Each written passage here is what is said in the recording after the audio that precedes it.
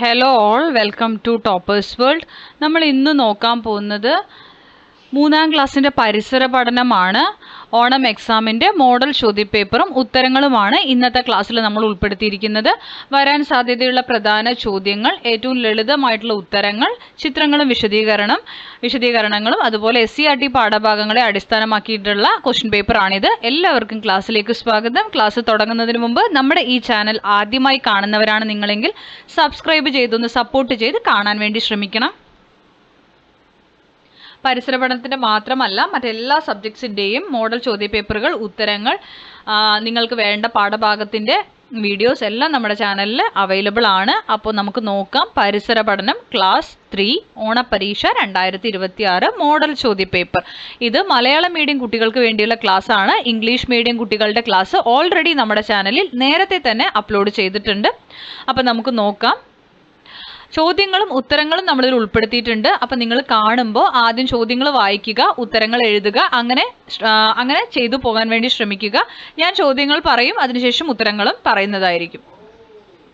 അപ്പോൾ ഇതാണ് നമ്മുടെ പരിസര പഠനം. നിങ്ങൾക്ക് ചോദ്യപേപ്പറിൽ തന്നെയായിരിക്കും ഉത്തരം എഴുതാനുണ്ടാവുക. അപ്പോൾ നിങ്ങൾക്ക് ആദ്യം തന്നെ ഇതുപോലെ ഒരു പേജ് ആയിരിക്കും തരിക. അതിൽ കുട്ടിയുടെ പേര്, വിദ്യാലയത്തിൻ്റെ പേര് എല്ലാം എഴുതാനുണ്ടായിരിക്കും. ടീച്ചേഴ്സ് നിങ്ങൾക്ക് പറഞ്ഞു തരും എന്താണ് ചെയ്യേണ്ടതെന്ന്. അപ്പോൾ അതുപോലെ നിങ്ങൾ ചെയ്യുക. നെക്സ്റ്റ് പ്രവർത്തനം 1, ആദ്യത്തെ ചോദ്യമാണ് കേട്ടോ. സസ്യങ്ങളും ഭാഗങ്ങളും. മധ്യവേനൽ അവധിക്ക് ശേഷം വിദ്യാലയത്തിൽ തിരികെ എത്തിയ കൂട്ടുകാർ ജൈവ വൈവിധ്യ ഉദ്യാനം കണ്ടപ്പോൾ അത്ഭുതപ്പെട്ടു. ധാരാളം പുതിയ സസ്യങ്ങൾ മുളച്ചു വന്നിരിക്കുന്നു.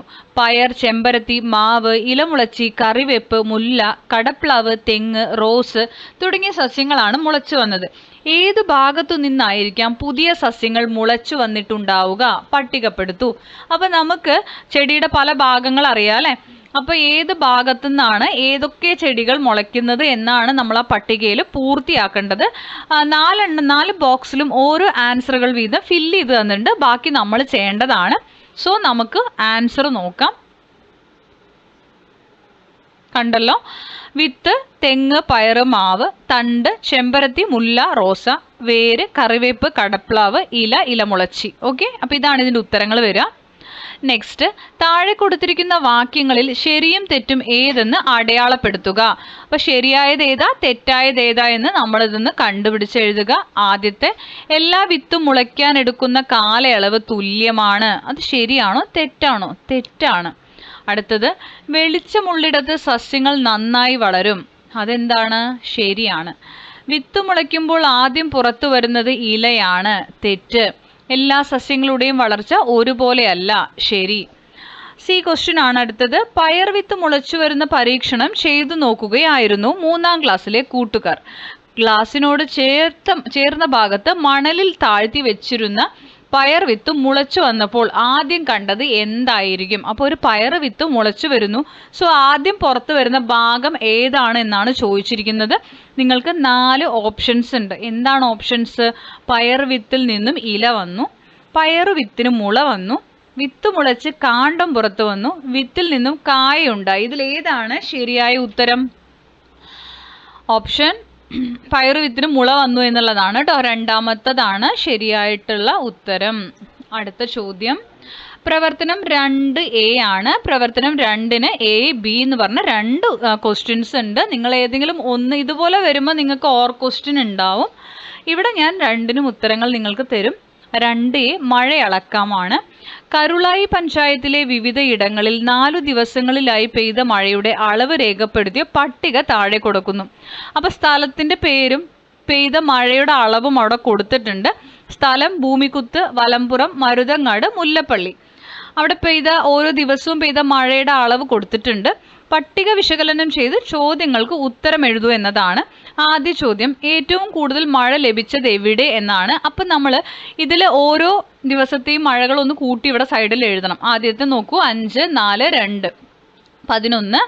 അടുത്തത് 3, 3, 8, 10. ആൻസർ 24. എല്ലാം കൂടി കൂട്ടണം കേട്ടോ. 3, 7, 5, 4 കൂട്ടിക്കഴിഞ്ഞാൽ 19. ഓരോ ദിവസവും പെയ്ത മഴയാണ് അടുത്തത് 17 കേട്ടോ. കൂടുതൽ മഴ വലമ്പുറം സ്ഥലത്താണ് ലഭിച്ചത്. കുറവ് മഴ ഭൂമിക്കുത്ത്.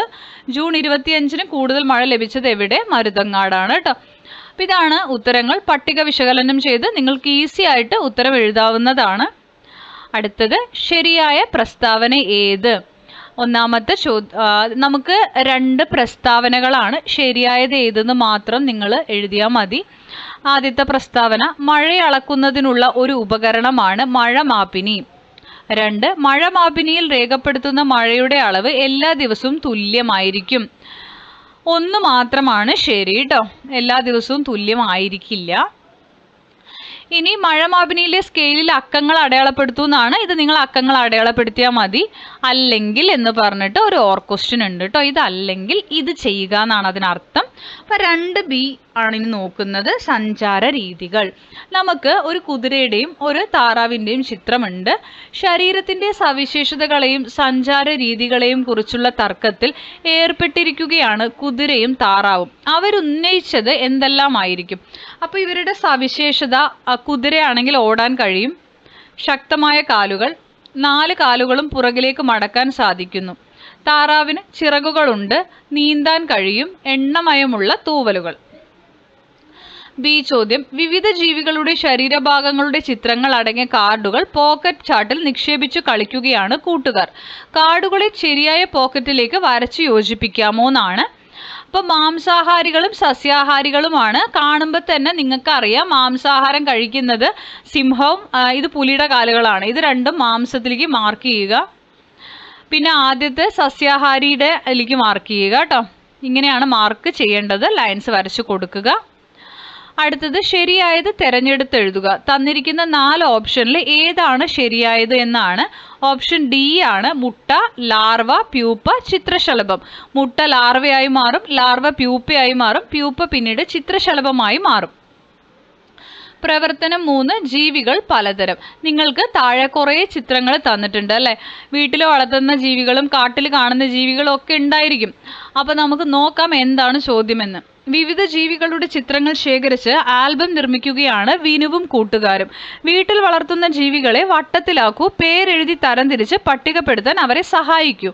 അപ്പോൾ ഇതിൽ വീട്ടിൽ വളർത്തുന്ന ജീവികൾ നമുക്ക് കാണുമ്പോൾ തന്നെ അറിയാം, പൂച്ച, നായ അല്ലേ. അപ്പം നമുക്ക് അതൊക്കെ ഒന്ന് റൗണ്ട് ചെയ്യാം, എന്നിട്ട് എഴുതാം. പൂച്ച, നായ, കോഴി, പിന്നെയോ ആട്, താറാവ്, പശു അല്ലേ. ഇനി വീട്ടിൽ വളർത്തുന്നതല്ലാത്തത് പല്ലി, ഉറുമ്പ്, മരംകൊത്തി, കാക്ക, തവള, ആന. നമുക്ക് ചുറ്റും ധാരാളം ജീവികൾ ഉണ്ടല്ലോ. അവയെ ചെറുതിൽ നിന്നും വലുതിലേക്ക് ക്രമീകരിക്കുകയാണെങ്കിൽ താഴെ കൊടുത്തിരിക്കുന്നവയിൽ ശരിയായ ക്രമം ഏതായിരിക്കും?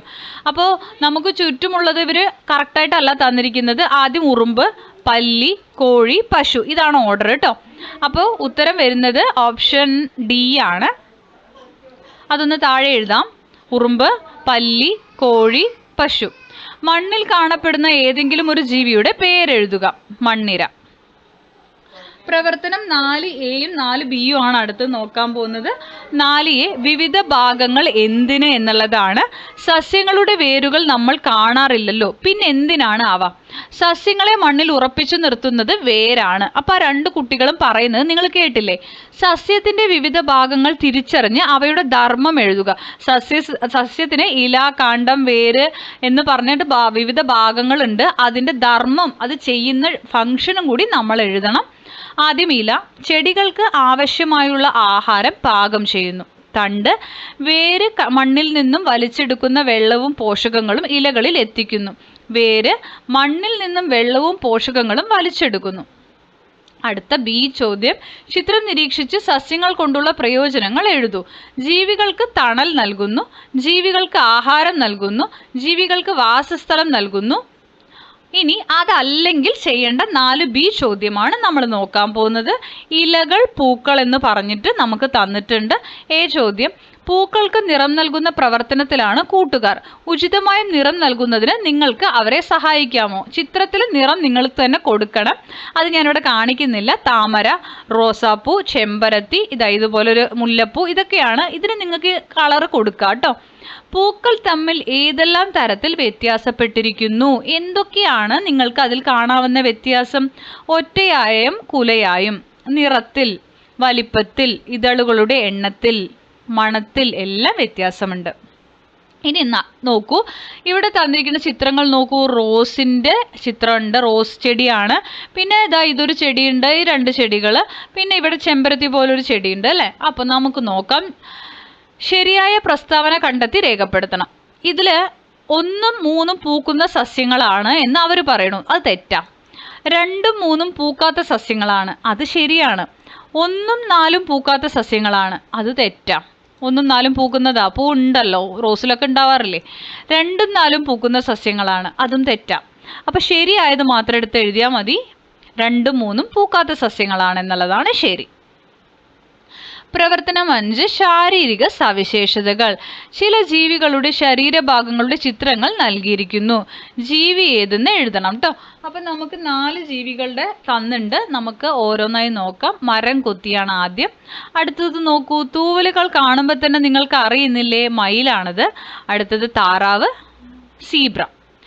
ബി ചോദ്യം നോക്കൂ, ചേർത്ത് വരയ്ക്കാമോ? കടൽ കുതിര, കടൽ വെള്ളരി, കടൽ മുള്ളൻ പന്നി, നീലത്തിമിംഗലം.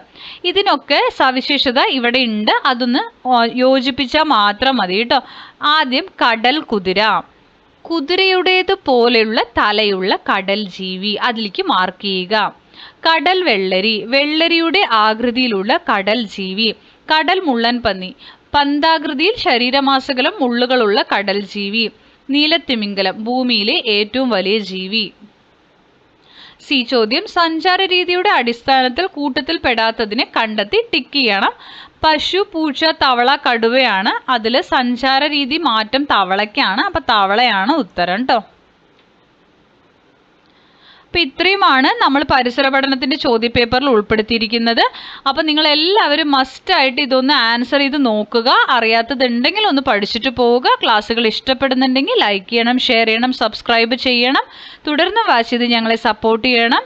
Thank you for watching.